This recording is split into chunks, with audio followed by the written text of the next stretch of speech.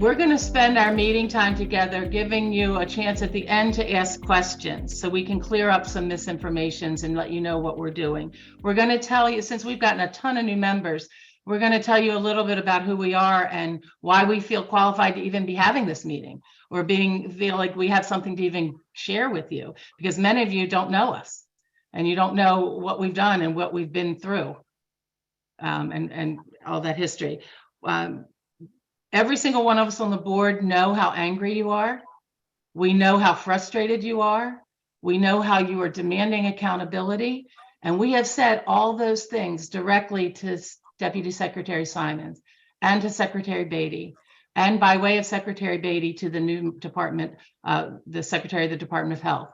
We have been conveying your messages on a very regular basis.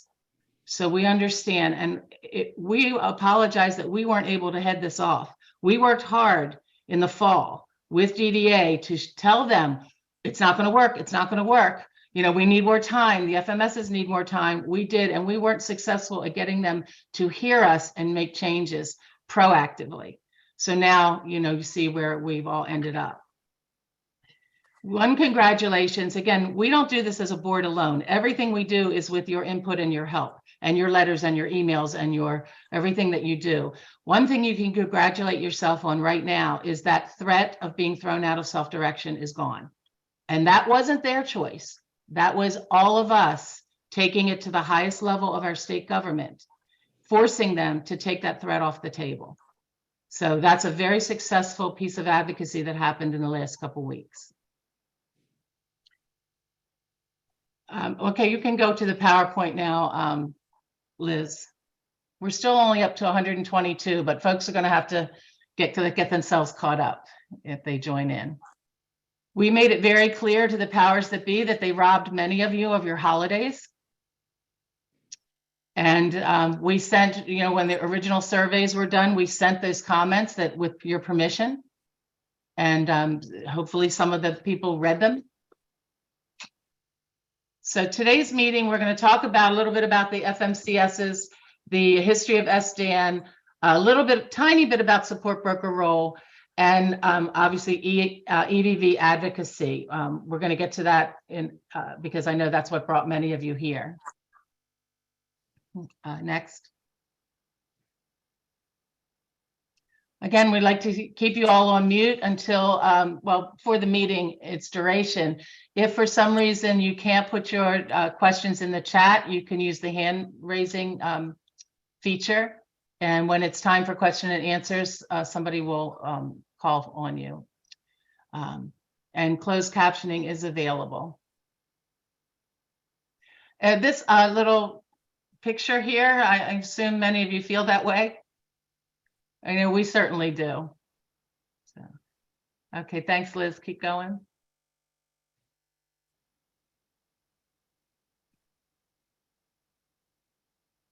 Now, we know that you have seen this list before, but we're going to give it here to you again because this is who you have to contact to get those glitches worked out. We know you run into not getting your tickets answered. We know that you run into nobody answering your phone call. We know that you don't get return emails. But what we also know is that many problems have been solved. There are people that are using the system today that couldn't use it last week in any 3 of the FMSs. So persistence, keep trying. This is how you get those glitches fixed and you get the system working for you. The next slide. Again, this is on the Facebook page and it will be on the website, and you just got a copy of this in the chat, I guess. So the next slide gives us other contacts. If your staff is not getting paid, these are the people to contact. Now, again, you're going to keep working with your FMCS, but if you need to get somebody else involved, it's your regional lead and Christy Colbreth. They are working on individual situations. And they are trying to help people to get paid. Persistence. Many people have gotten their resolution on, folks that didn't get paid the first go round or still didn't get paid the second go round. They have gotten resolution by working with these people. I know that you often don't get a call back. Remember, some of these people are in meetings 3 or 4 hours a day as well, but they are tasked with helping you to resolve individual non-payment issues. Okay, next.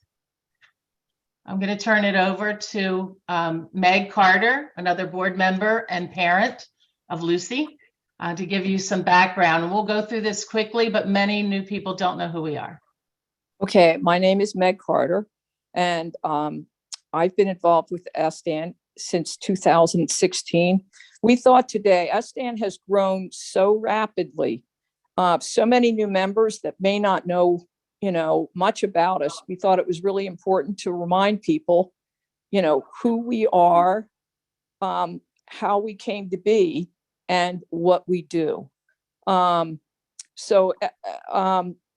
was formed in 2016 in response to a DDA waiver amendment that would have completely eliminated the ability of the participant to hire family members as staff. It was a huge issue. The interesting thing about self-direction is that it's so individualized, but at that time, one of the problems was people were so individualized that they didn't know how to contact each other or network or do any kind of advocacy. So since then, that's what SDAN has allowed participants and family members to do. We're a network, and that's what that network has enabled you to advocate for your loved ones. So since then, SDAN, since we stopped that amendment in 2016, since then, we've consistently advocated for participant choice and control of services. And we've done that in so many ways. And the program, the options that you have today are largely through our efforts. We do education and advocacy, not just with families and participants, but with DDA, with MDH, and with legislators. Everyone associated with SDAN is a volunteer. So all of this work that's been done since 2016 has been done by volunteers who've volunteered hundreds of hours of their time, to keep this program up and running. Our board members include Patty Saylor. Well, they include professionals, they include self-directed participants, and they include family members. Patty Saylor is a professional delegating nurse. I am a support broker, and more importantly, a mom to a participant. Liz LaFrance, support broker and mom to a participant.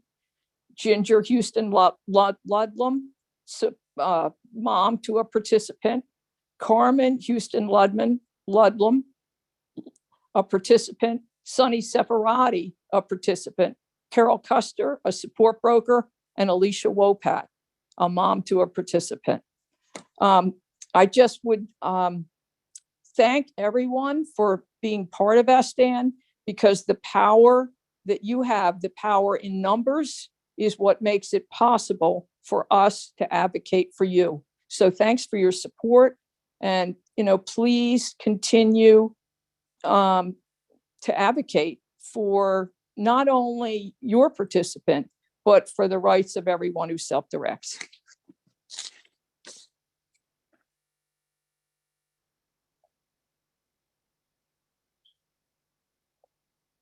We're going to go to Alicia. Yeah, hi. I just had to unmute myself. I'm Alicia Wopat. I'm on the board of SDAN, as you just heard. I just wanted to take a minute to say how fabulous we all think you all are. And I hope a quick look back at what we've accomplished together will kind of rev you up for what's next. In the last 6 or 7 years, we have made a huge difference for people who self-direct. We developed this group, as Meg discussed, developed relationships where we meet several times a month with DDA administrators and legislators. the Department of Disabilities, and others. We meet with and have developed relationships with advocacy groups like Disability Rights Maryland, ARC of Maryland, People on the Go, members of the DD Council, MDAC, and many others. We also have developed videos on self-direction, and they're on our website at marylandsds.org. Self-direction in the Good Life is a great 25 minute video that explains what self-direction is all about. It's a great thing to send out to family members if you want to explain like what is self-direction to somebody out there. The second amazing video is Why Work in Self-Direction, and that's another fabulous video to send out in terms of convincing people that they want to be DSPs and enjoy the good life with the participant. As you all know, we have assisted, and you have assisted each other with all of the DDA abrupt changes in policies, forms, and processes that have happened over the last 6 or 7 years. And I don't see that changing, honestly, but I do see that now we are a group who advocate together and help each other out. And I'm just really proud to be a part of this whole thing. Next slide. As Patty said earlier, SDAN was formed, or I guess Mick said earlier, SDAN was formed in response to DDA waiver changes that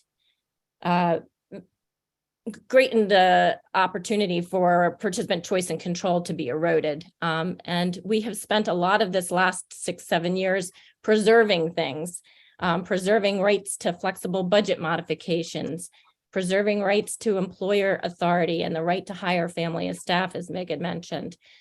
We preserve the right to have a choice of FMCS agencies. At this point, we have a choice of 3. We preserve the right to remain in self-direction, regardless of the number of employee errors with EVV. And that was a recent one that we all won together. I think it was in a notice yesterday. And we all, with your help, have provided input to the waiver amendments and to the current waiver renewal. So those in the PowerPoint, you'll see some links so that you can go see what the DDA took from us and what we have proposed to CMS.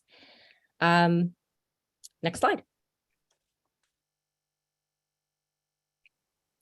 The Self-Direction Act was passed unanimously by both House and Senate last year. And again, many thanks to all of you who testified and wrote and advocated with us.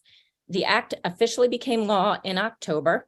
Some of the results are evident now. Some will be coming with the new waiver July 1st of 2023. And we will definitely have another meeting to go through some of those changes that will that you'll want to know about when you're creating your new PCPs and budgets. So some of the lists are on there. Overnight personal supports are allowed, whether awake or just for support or supervision. We have gotten hours approved for administrative supports. The limits and the uses for individual family-directed goods and services has been increased. There's a new one, it's in the works to increase transparency. We'll be able to have participant access to my LTSS. LTSS stands for long-term services and supports. It is the system that is being used by your CCSs to upload your plan, and that's how the DDA can see it. We'll soon have access at least to see and monitor progress of our PCPs, so we'll no longer be in the dark about whether or not they've been turned in, et cetera. And lastly, increase the availability of support hours. Again, there's a lot to it, and there's a lot to talk about. We'll save that for another meeting, but it's something important to keep in mind. And I think, Patty, are you up next? I can be. Okay. Yes. So I'm going to talk to you about some current things that are going on. Obviously, we're all focused on stopping or lessening the effects of the EVV. I think that it's going to be talked about in the next slide or two, but we want to bring to your attention the difference between electronic timekeeping and EVV. Electronic timekeeping is going to be here to stay. The EVV compliance part is what our advocacy is going to be about, to stopping or lessening the effects of that. And we'll go into that more in a couple minutes. We continue to work with DDA, specifically Rhonda Workman and Christy Colbreth and their team who write policy. And we have input on all policies. Again, we need your information so we can represent your needs as they write policies that we have to follow. I've finally been successful after years and years to get DDA to convene a work group to discuss nursing services in self-directed services, because everything that we have about nursing currently is based on a traditional model of care and the traditional role of a nurse. So we're pulling people together to talk about, what are your needs for nursing, and how nursing would be actually work well in self-direction. We're working with DDA on the budget modification policy and what that's going to look like post Appendix K. We know that that's winding down and those things are going to be ending. And then it's been slow to pull this off, but we are still very much interested and willing and focused on developing a sustainability group of people to look at what will it take for people's self-directed lives to continue in the for the long term. We have some thoughts, and we're working on some plans to get that off the ground. Obviously, we've been as busy as you've been with what we've dealt with the last 2 months, but that's very much in our focus, is to get something, to be recommending policy and services that will be necessary for all of us to sustain long-term self-directed services. Next slide.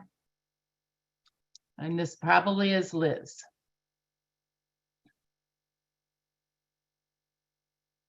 Hello. Welcome. Thank you all for coming.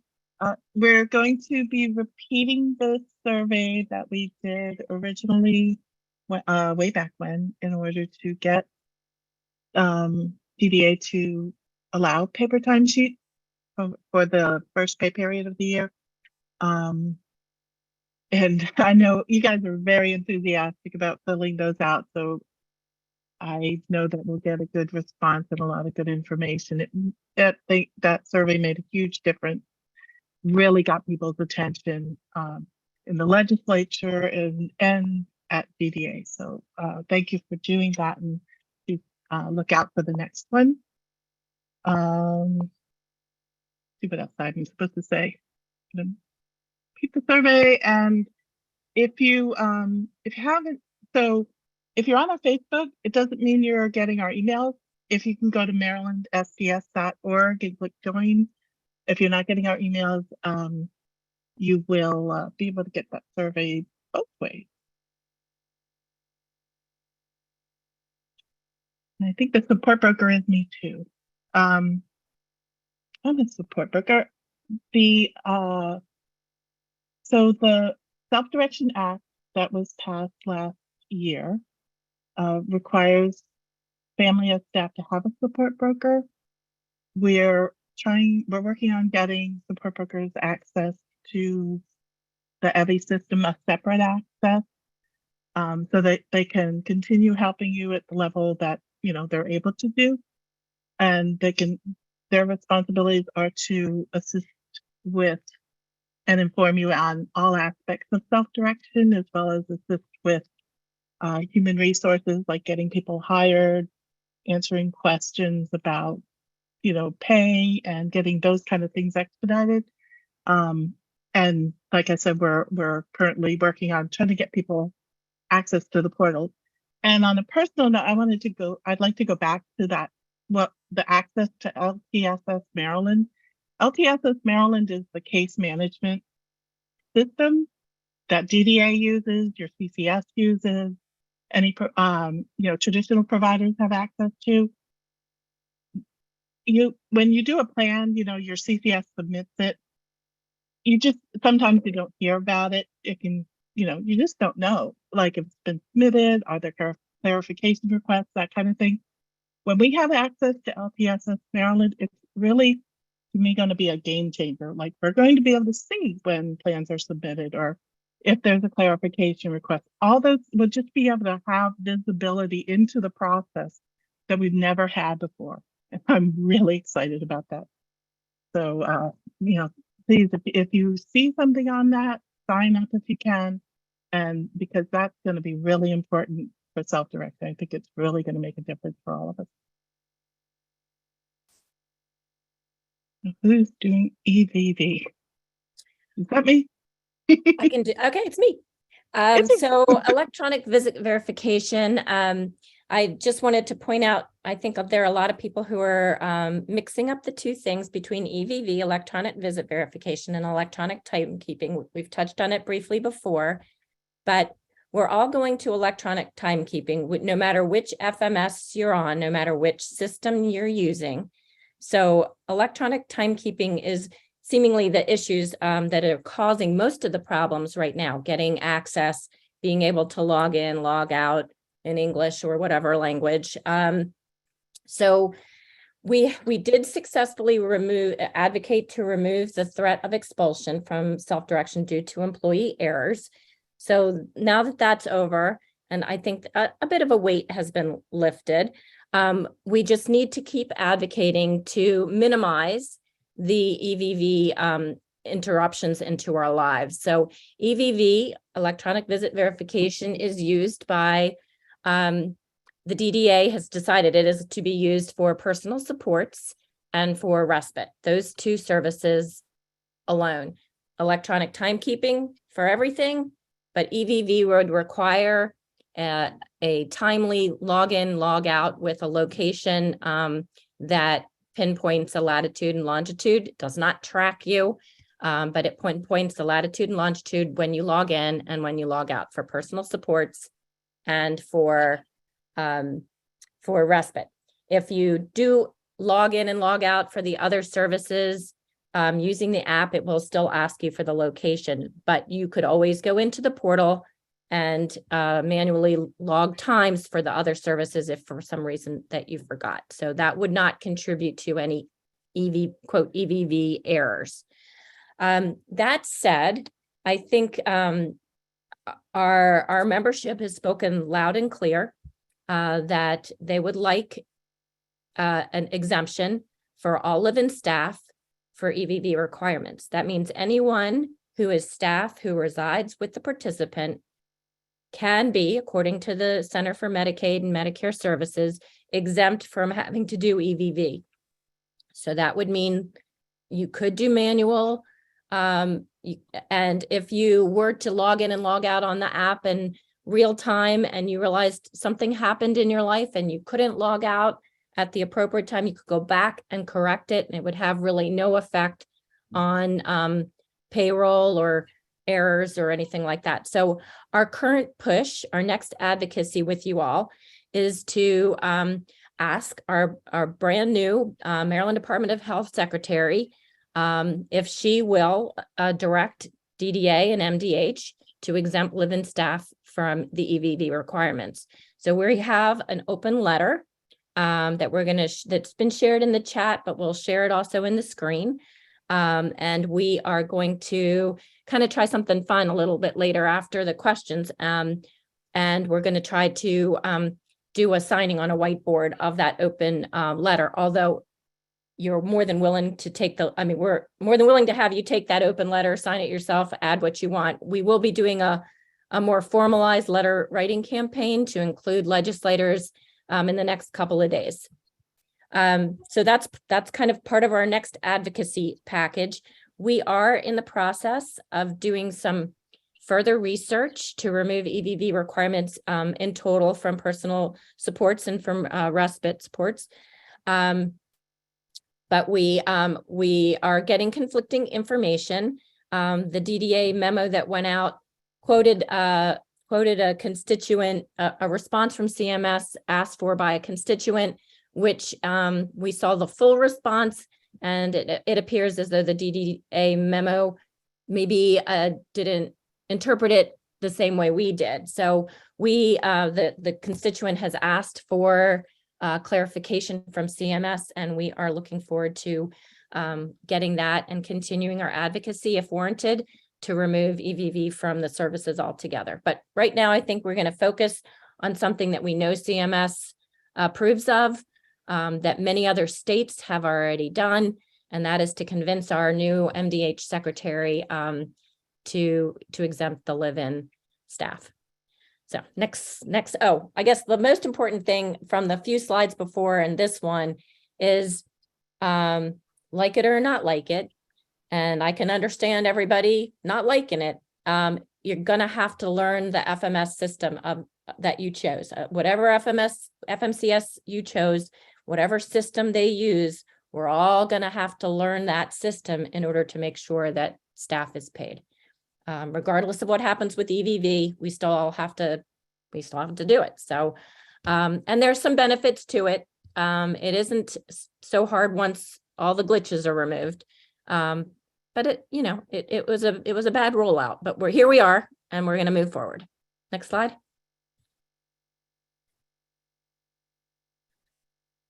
Hi, I think that one's to me. A few reminders before we get to questions and answers.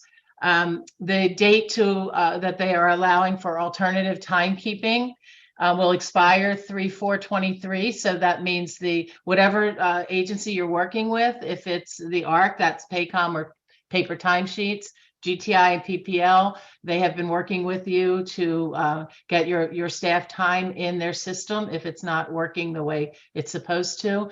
The most recent memo from DDA said that all alternative timekeeping will expire 3/4/23. Begs the question, what happens on 3/5, right? Well, we'll be watching and we'll be, monitoring that situation as well. And if people still do not have usable systems, the DDA will have no other choice but to take some kind of action. Those of you that have been watching this and experiencing this for the weeks prior, you know that every time we get up to the deadline, they realize the systems aren't working and they give us another pay period or another 2 pay periods. So we don't know what's going to happen March 4th, but we will be watching, and all of your feedback informs us. So again, facts that you can inform us with is that you still don't have codes, you still don't have access, whatever is not working with your electronic timekeeping EVV system, so that we can then turn around and advocate for a solution for you for the following pay period. Wanted to remind you that the waiver renewals and the applications have been made to CMS. These Medicaid waivers are renewed every 5 years. So we have an opportunity for input to those waivers. We did that last year. The waiver application has been submitted for all 3 waivers, and we await CMS approval. If and when CMS approves, then we expect that they will. Those new waivers will go into effect July 1st. So many of you are not accustomed to looking at the waiver, but these are the source documents. This is where you find what services the DDA has submitted as services that are available to you under the waiver. I always tell people I work with that to look at Appendix C in the waiver, whichever one of these waivers you or your loved one happen to be utilizing. You go ahead and look at Appendix C in that waiver, and you will see all the services listed, such as personal supports, respite, employment services, nursing services, and all of the requirements to be able to have that service. And so that's where you can really get some knowledge there. It is much better to get it from the source document than a friend, because you all have seen the tremendous amount of misinformation that's out there. CCSs, we would also point them back to the source document of the waiver so that they are clear on what services are available under the waivers. The current waiver is the waiver, it's called Amendment 3. So family support, the community supports, or let me backtrack, Community Pathways Waiver Amendment 3. That is the one most people are working under right now. Okay, so get yourself familiar with what the waiver says. And then DDA's website is actually a wealth of information. We disagree with a lot of things they say and how they say them, but they do have a lot of guidance documents on their website. That's where you're going to find the truth as it is currently. We can argue with it and we can advocate for changes, but it is much better to get those from information from the source documents, because often, as you all have found out, many CCSs are not well versed. Many are, but there are many that are not. Okay, next slide.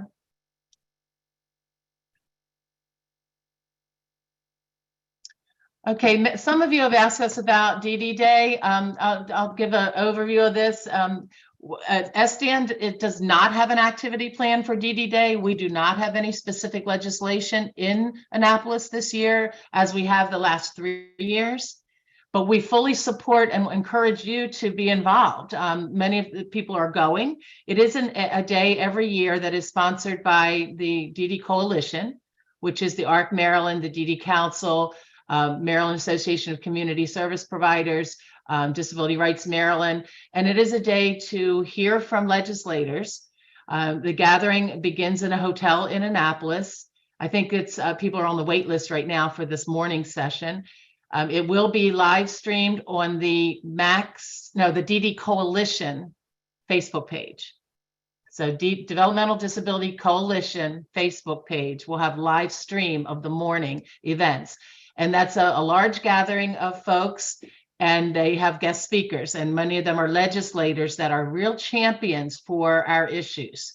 And it's a chance to hear what they're saying, and ARC Maryland and others will present what the legislative topics are this year and the concerns. And you can go to the ARC Maryland's website and sign up for their weekly emails that tell you what bills are being heard, what's happening in Annapolis that you might be interested in, and then what you might be able to support. So some of us will be at DD Day, but we will not be doing an event. Obviously, we've been as busy as you have been with the things that have been taking up our time the last couple months. And we don't have legislation there at this year. So the afternoon is set aside on DD Day for people to go and meet with their legislators. Our issue of EVV advocacy and any other issues that you might have right now, you can meet with your legislator anytime. Doesn't have to be on DD Day. You can make these appointments and you can go and advocate, tell your story. You know, it's short and sweet stories that get to them. They want to know what your life is like and they want to hear from you, the participant, and how self-direction has enhanced your life. And so make those appointments, but they don't have to be done on DD Day. Okay, next. Okay, Liz, you want to do your usual ending, and then we'll open for questions. This was not on my list. Spontaneity. Spontaneity is not my thing. Okay, so thank you all for coming again. I've just opened up the chat. We're going to have a question and answer period. So, if you guys want to start putting questions in the chat while I speak, that would be great.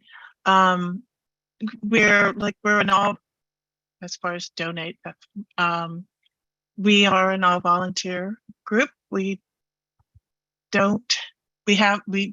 of course we do have expenses, and a lot of times through this in recent months, we've been asked, have we consulted with lawyers, attorneys, that sort of thing. That's the kind of thing that your donations would go toward. We have in the past, when we had the Self-Direction Act, we consulted with, we had a legislative consultant. We've also, we'd like to grow and hire professional staff. So, if we want to support us in that way and growing and doing those things, that would be wonderful. You can write to us at info@marylandsds.org. We'd love to have you volunteer. For different projects, such as the sustainability group. You can join our mailing list if you go to our website, and most of all, help each other. We're here to really share information and support each other in the best way we can. So, and, get in touch. So now. Thank you, time for Liz. I question and appreciate it. answers. So I want to ask if you have questions, please put them in the chat. If you asked a question earlier in the chat, would you please repost it? We're not seeing a lot of questions, but I think that you have been putting it in. So we're going to manage that on this end to be able to see your questions. I do want to say something to all of you in regard to our Facebook page and to any other communications we have. We absolutely love that you're sharing information and anything that can be helpful to each other. The time has come now that we need to look forward and move towards advocating for what we need. We know that people are frustrated and angry. I'm going to ask all of you to try to contain that some on social media, because it isn't helpful. What's helpful is sharing the tips you have found, it's context that you have made, informing us of issues you're having. But it is not helpful for just a place to emote your emotions. It's just some people have actually left the Facebook page because of that. So we want to encourage that you share information, but that we keep our emotions in check. If you have something that you really need to talk to us about, email us and one of us will call you. And be in touch.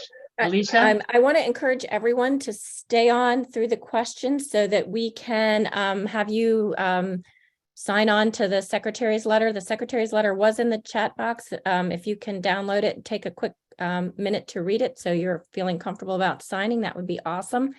And I think right now we do have several questions. Some people are asking about mailing lists and to get the surveys. And I think Ginger was going to take a minute. I don't know if she's on still, but take a minute to tell you why being on the mailing list and getting these surveys is so critical. So Ginger, you want to take that minute and then we'll go do the questions, then hang on for the whiteboard and the letter. Okay. Okay. So first of all, the main way that we send information out is through email blasts, and the only way to get is to be on the mailing list. It is free to get on the mailing list. You don't have to pay us anything to do it. All we do is basically add you to all of the advocacy information, the calls to action, the information. So when things that we are advocating for, when we're successful, we want you to know about it as soon as possible. And so this is our main information stream to you. So please, please, please join the mailing list. And one of the many things that we put out on these mailing lists is our survey. So several of you have responded to the surveys that we've put out recently. We're actually doing the same survey every couple of weeks. And it's like a heartbeat. It's like a pulse to see where we are at a given time. So we're going to be putting out another one this Saturday. It's going to look very much like one that you already filled out. Please fill it out again, because certain things have changed. So let's say that you've been struggling getting a login to EVV and now you finally have it. Well, that's useful information. We can start to see people moving into new buckets. Yeah, I have my login, but the system's not working. Yeah, the system started working, but my people aren't getting paid. All of these things are pieces of information that we collect. And I cannot tell you exactly how important this is when we do our advocacy, because if we say, oh, well, we're hearing blah, blah, blah, that's sort of like, well, that's nice. If we say we have surveyed our members and 82% of them cannot log into the system, that wakes people up. And so the numbers that we are able to gather with these surveys are just absolute gold when it comes to our advocacy work. So please, whenever we ask you to fill out a survey, please do it, even if you've already done it, because it's new information for us. It's today's snapshot of where we are, and we may do it again in another 2 weeks. Please, every time it comes out, go ahead and answer it with whatever's going on with you right now. Okay. That's my public service announcement. So Thank you Great, very thanks, much. Ginger. I think we are seeing questions. So somebody that's monitoring the chat. Yeah. We have one hand raised. If you cannot use chat, raise your hand. If you can type into chat, please do that, because we do not have time to call on many people. Alexandra? Well, I just wanted to really say, thank you to all of you. You guys always thank us for advocating with you guys. but you guys are the ones that actually put all the sweat and tears and everything into this. And I want to thank the 3 original musketeers. That's what I call them, because they didn't just start SDAN in 2016. They've been at this since 2009, I think, or 10, when I attended the first meeting in the library in Laurel. And that was Alicia, Mac, and Carol. I really, really appreciate you ladies. Thank you so much.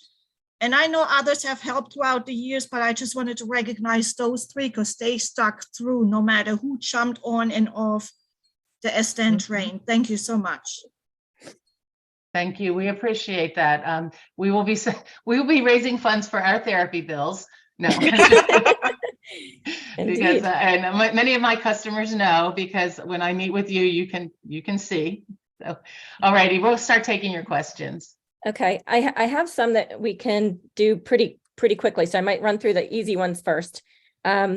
So somebody was asking about EVV, the ARC's phone system. We understand it is going through final testing to make sure when it's rolled out, it works. I think they were expecting to roll it out this coming week, fingers crossed. I don't have an exact date, but that's the impression we were given. It's really close to being rolled out, those people who were preferring a phone system. Somebody was asking when LTSS, the first phase of LTSS transparency for participants is scheduled, I think, for May of this year. We have SDAN has no control about it, but we have been meeting with DDA and MDH, and they have been in turn meeting with their software developers, and it will happen. We will get more and more information available to us over the next probably year, but the immediate one would be in May, where we'll be able to enter in there and start seeing some things. So the next ones are more complicated. People are asking a little bit about why did we think a live-in exemption is possible, and the simplest and probably most powerful answer is that we have a document where CMS, it's a frequently asked questions document, where somebody is asked the question, can those reside with the participant, those staff residing with the participant, be exempt? And the clear-cut answer was yes. So CMS approves that. Then it's up to Maryland Department of Health, DDA, to decide whether they want to allow the exemption or further burden those people. So this is our core of this next phase of our advocacy, to convince the new secretary to help us get the exemption for people living with their participants. But Alicia, make the distinction that it is not simply family. So right, it's any staff who live with the participant. So it is not a family request. It is not about family. It's about staff residing with or living with the participant.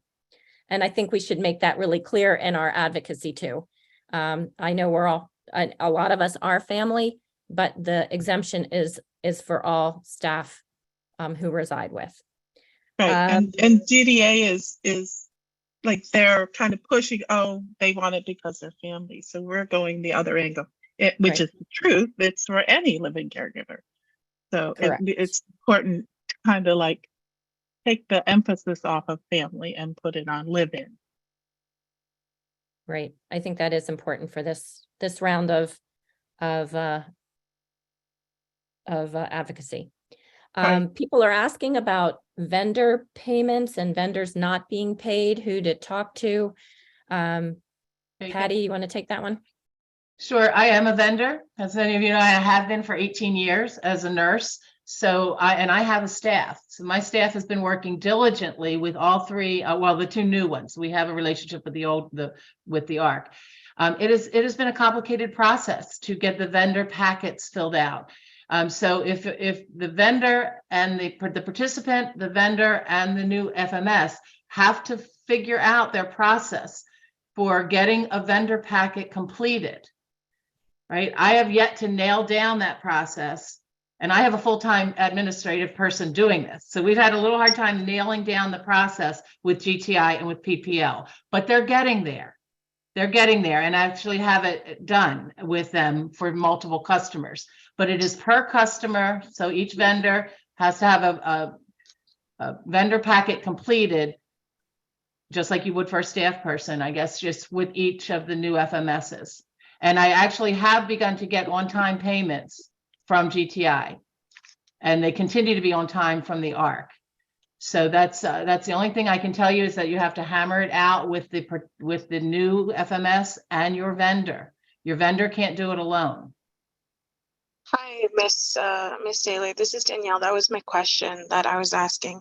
I was referring more towards like my previous FMS. So I just started with GTI, and my previous FMS was the ARC, and they have not paid. The reason I moved to GTI was because the ARC wasn't paying my vendor. And so now that I've gotten a new, I've started fresh and new with GTI, my vendor still hasn't been paid for the previous year. I hear you loud and clear, Danielle. So any outstanding payments from any vendor, from any FMS, whether it's payments to staff or payments to vendor, please get in touch with Christy Colbreth or your regional lead, your self-direction lead. They will help you on your individual situations. SDAN has no power to intervene on any individual situations. Nobody would talk to us about anybody's individual situation. All right. So, Okay. but go ahead and get Christy Colbreth at the state level and your regional lead, and tell them you have a vendor who has not been paid. Will they please help you look into it? Okay, perfect. Thank you so much. Okay, the next question, there are a few questions about out-of-state and vacations. And this has just come up on the Facebook page a bunch in the last 24 hours, I guess. It is on our list. We have already spoken to DDA that we wish to have a conversation about that. We had a prior conversation, I guess it was focused around mileage, and that it is perfectly reasonable for participants to want to take day trips and go do things within the contiguous states of Maryland. So that should absolutely be no issues at all. The next piece that seems to be participants going on vacation and whether or not they were allowed to have support while they were there. So we are delving into that further. We didn't see anything in the waiver that says that cannot happen. So again, we'll see what DDA says and may come back to you for another advocacy piece, but hang tight, we're working on it. The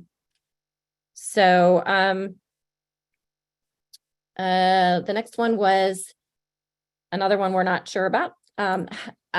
What counts as an error for EVV? And I can say the things I do know for sure, and I think as this 6-month time period comes to a close, we'll have to have it defined more specifically by the powers that be. But those two services, personal supports and respite, require a login and log out at that moment that you're logging in, and at that moment where you're logging out, and the location where that's happening. If you were to go back later and correct a perfectly honest mistake, it seems like that would be an error. So any manual corrections at this point appear to be an error. Not saying that makes sense. So we'll see if we can kind of make some logical and common sense rules appear towards the end. Again, it's another thing on the radar because if you don't know what the rules are, it's hard to play the game. So thank you for bringing that up, and it's definitely on the radar. We'll keep in touch about that.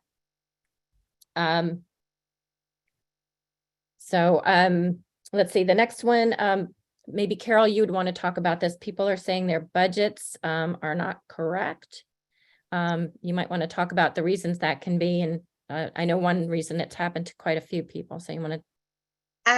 Well, hopefully you're keeping track of your budget on your own, but the budget sheets apparently were resubmitted when the FMS choices were made, and some were prorated and some were, nice. Sorry, granddaughter going take a nap. Right at this moment.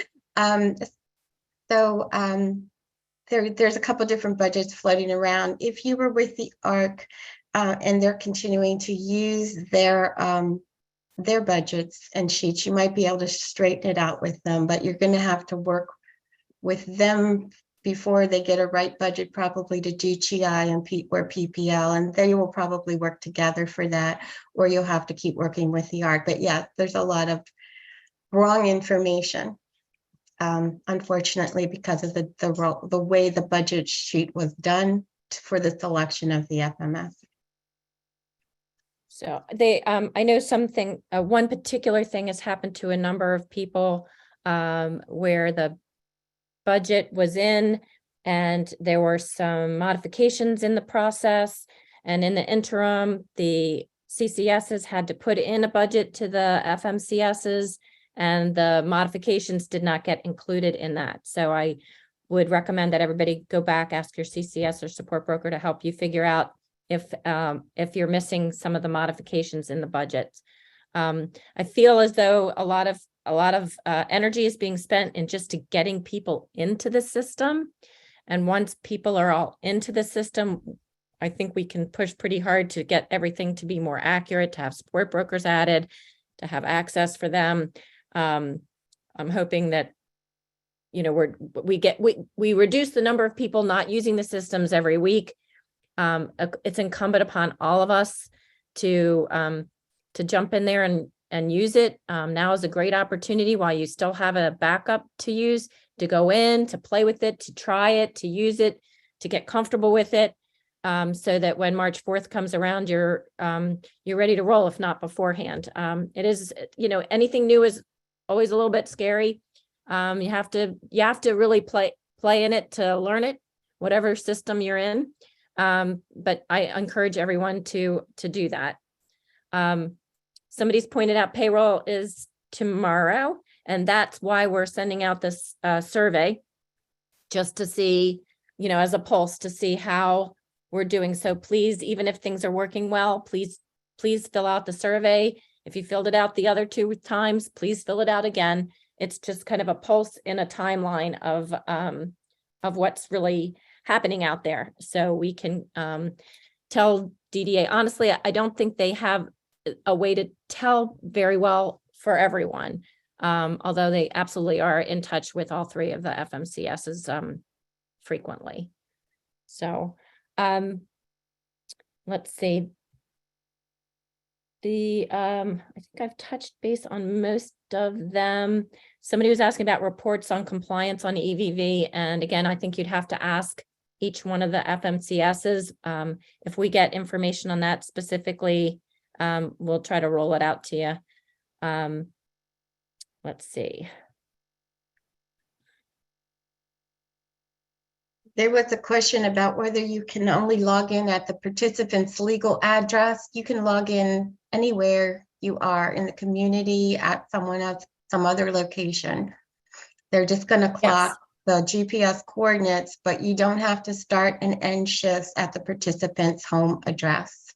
No, I mean, you can start in the community, end in the community, start at home, end at the community. Any of the mixed match is fine. For respite and personal supports, you don't have to start and stop at any one place. It can be all different places.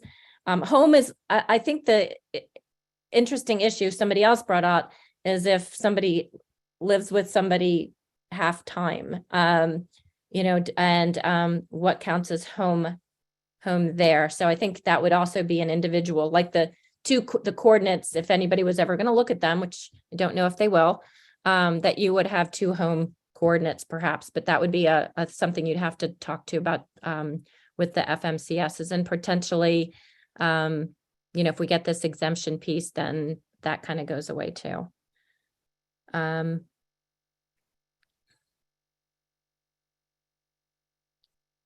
Somebody was asking questions about CFC, but that is not really a piece of of what we're talking about today. CFC, the way people clock in and out there is a very different system than the FMCS is any of those three systems.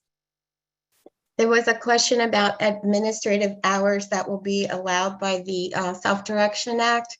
And we're going to discuss the Self-Direction Act more probably in our March meeting, but we haven't set a date for that yet. But it is money that is already in the rate for administrative supports, and it comes out of the rate. It does not add any funding to the budget.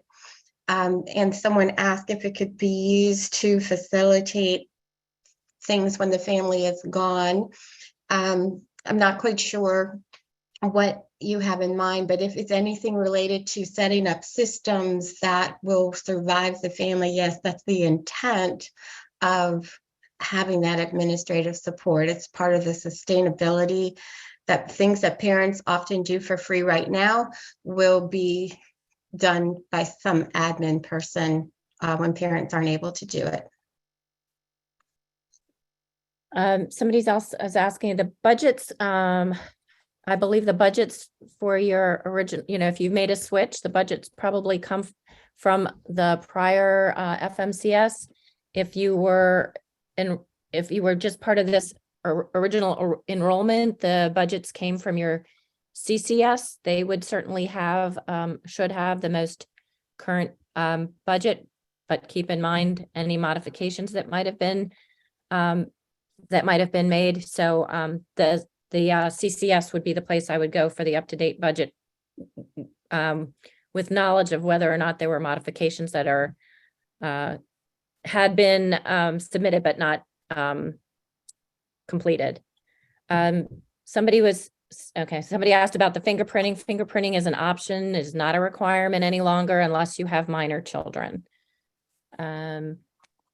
Someone asked about out-of-state travel and EVV. What are the implications? Out of state, so we have a big issue on out-of-state travel, which we can't really address here, but we know now is a growing issue. And so it's on our list to talk to DDA about potentially next week.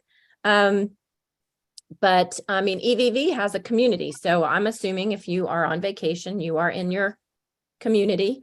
That's what, I mean, if we're looking for what to do tomorrow, that's what I would do. You're not at home, you're on vacation, then I would say you're in the community. And obviously there's no dings for EVV until end of June. So it won't show as a problem. And if it does, then we'll learn something, I guess.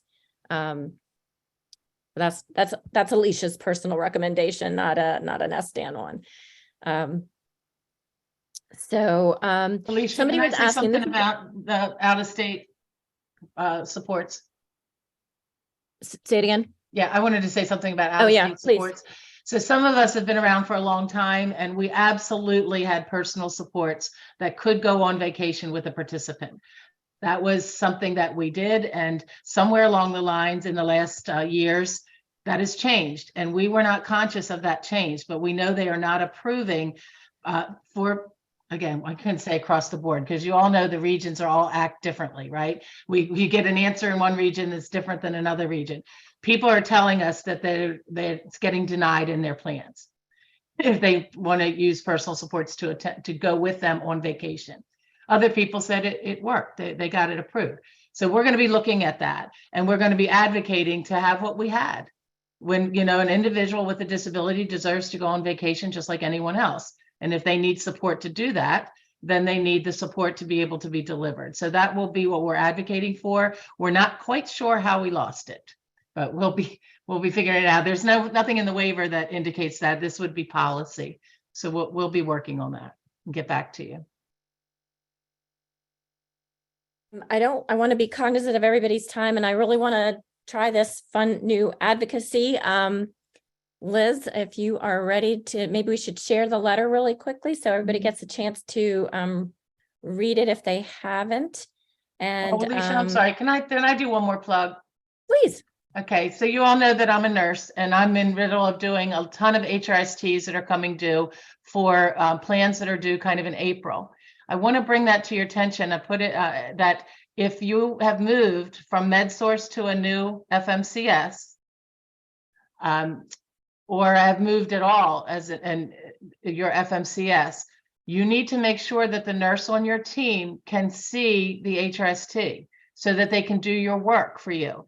Because your plan's going to go in and that it won't get approved unless your HRST is done, right? It's got to be uploaded. So if you have an HRST level of 3 or more, you have to have nursing in your budget, right? Nursing in your plan. Make sure that your current nurse can see your your participant's HRST so they can work on it, or it will hold up the plan. Currently, I can still see all my MedSource customers, but I could wake up tomorrow and that whole list be gone. Right, so I have to make sure that I can see them under PPL or GTI or ARC, wherever they went. And I'm not yet. I can see almost all my GTI customers. I can't see my PPL customers at all yet.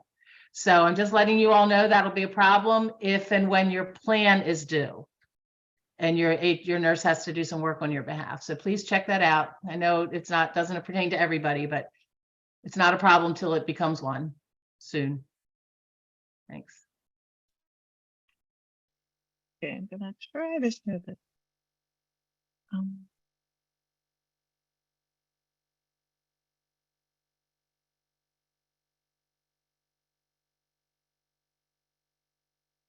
Okay, this is the letter that we have for Secretary Scott. Not sure if you guys want to just read it off the screen. I don't know if everybody can read it. Maybe we should read it to them. Okay, sure.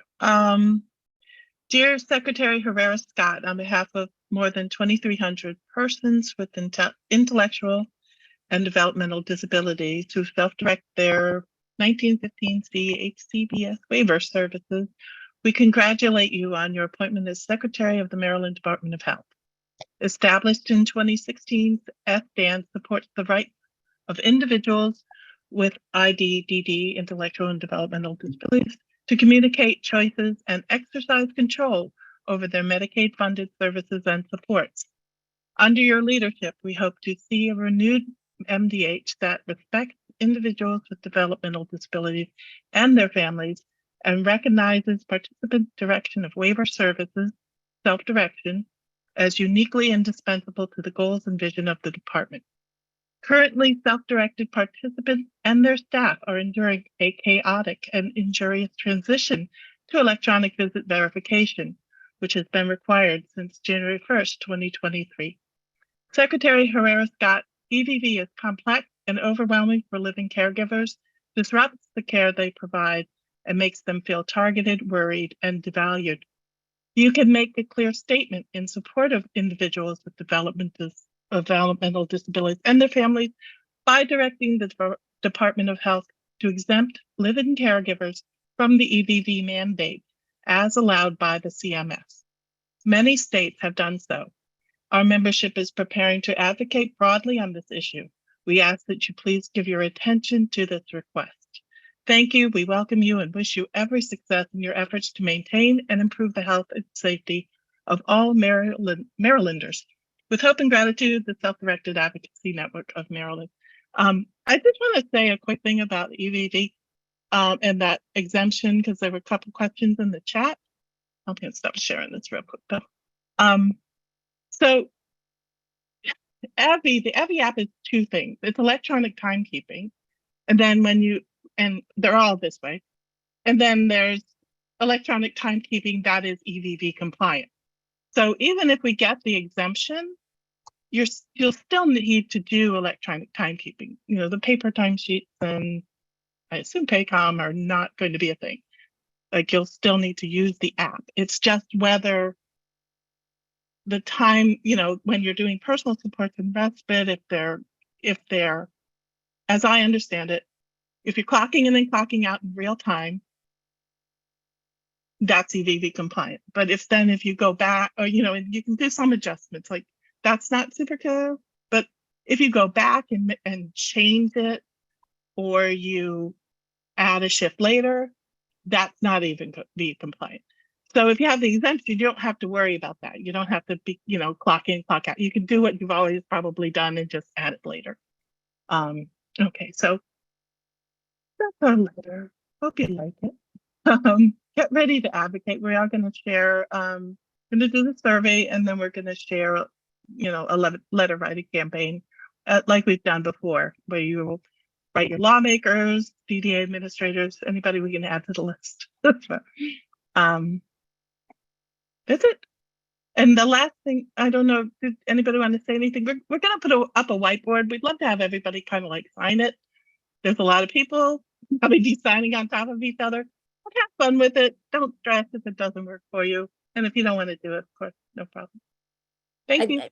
I think this is just a fun way to start this advocacy on the EVV, and to welcome the new Maryland Department of Health Secretary, Laura Scott, never can get it right. We just thought it would be a nice way to welcome her, but also get to start our advocacy with her. So I think what's going to happen is there'll be a whiteboard appearing, and there'll be a toolbar. Mine's on the left, but yours might be on the right or on the bottom. And you'll click the text box, probably is easiest, and type your name in. There is a pen if you're an amazing person and can actually sign on a touchpad. That's cool too. Whatever works for you. We just thought it would be a fun way to kick it off.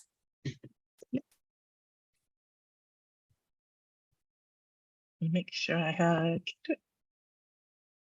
There we go. It's coming. I see it. I'm gonna start. Yeah, so you click the pen or the T and you can type. Maybe I'll wait until other people do. I'm typing on top of people. Yeah, that's the thing. We all end up typing on top.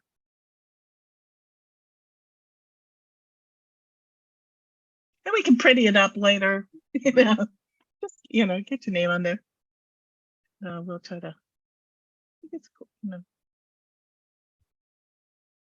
This is awesome. You guys are great. It's cool. Yeah. It was a wild idea. I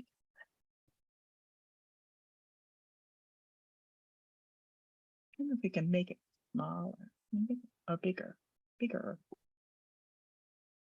It's great. Oh, I love the handwriting. Oh, was That is that worse? cool.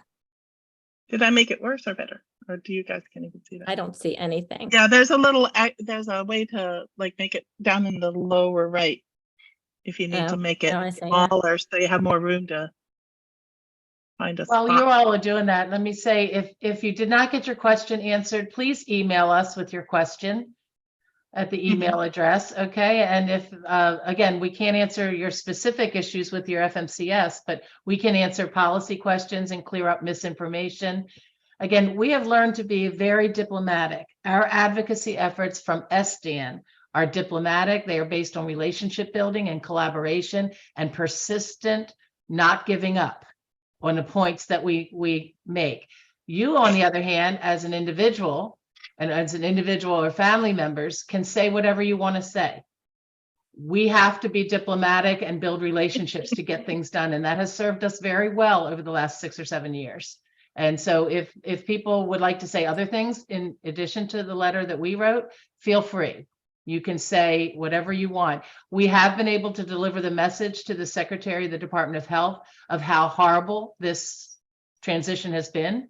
We have been able to let her know about the threat that to be removed from self-direction. So we have been able to convey messages on your behalf about how dysfunctional this has been.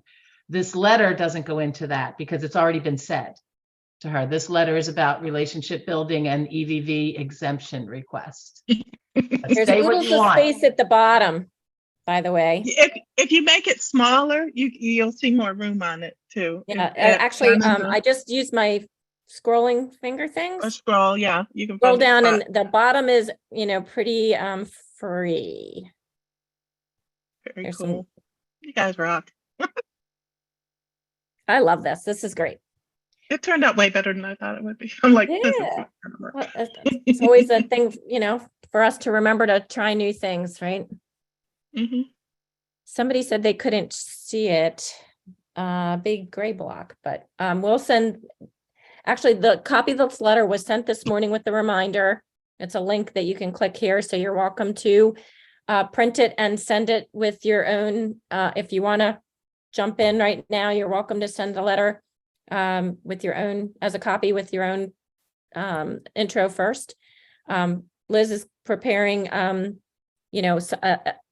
document, a different document that we can use to send to her and to our legislators as well. So this is phase one, and I really appreciate all of you guys doing this. Yeah. And coming and taking your time. Cheryl, out of I your think you, day. I'm just scrolling through to make sure there wasn't anything.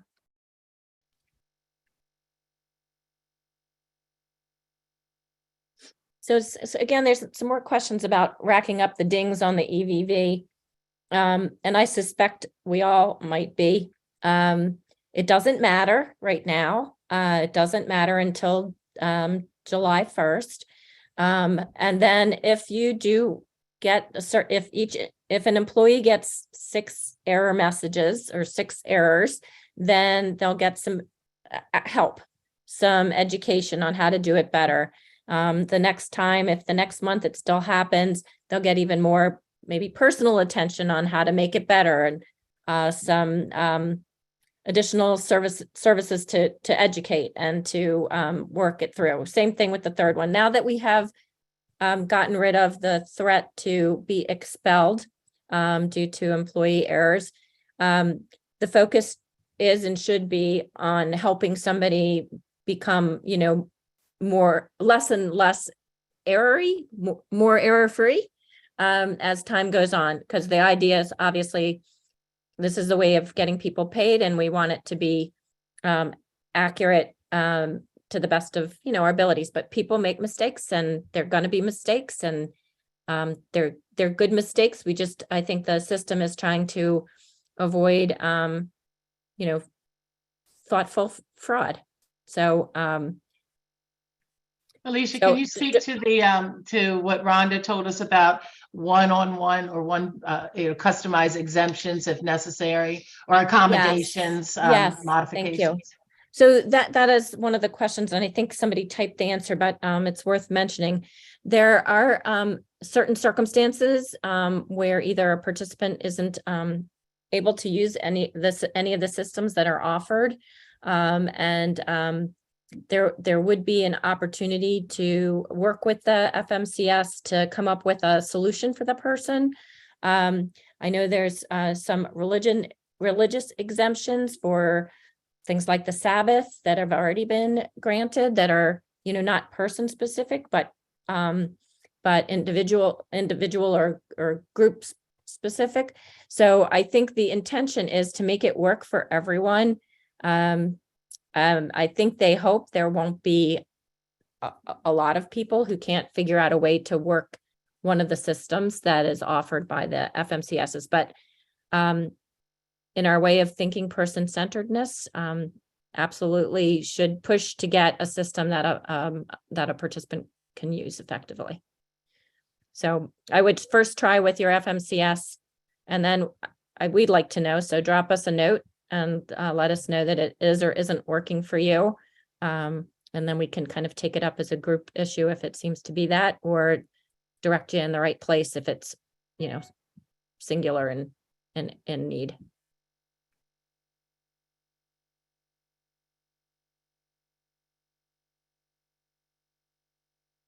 Okay, Someone anything just else? said getting rid of the threat was an incredible accomplishment and thanked SDAN. And I guess in return, we want to thank you all because we all did that together. So thanks again for tuning in. And Patty, do you want to send us off sailing away? No, just know that we care about you and what's going on in your families and those for all of you. And we know how hard it is, and that's why we're working hard to. We can't get those weeks and days back, but we're going to try to limit what goes forward. So you're not alone in this.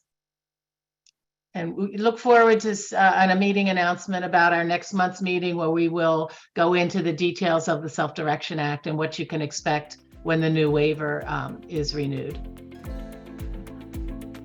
And with that, we'll say goodbye for today, and let us know in our emails if you have any other questions that we didn't touch on today. We appreciate you.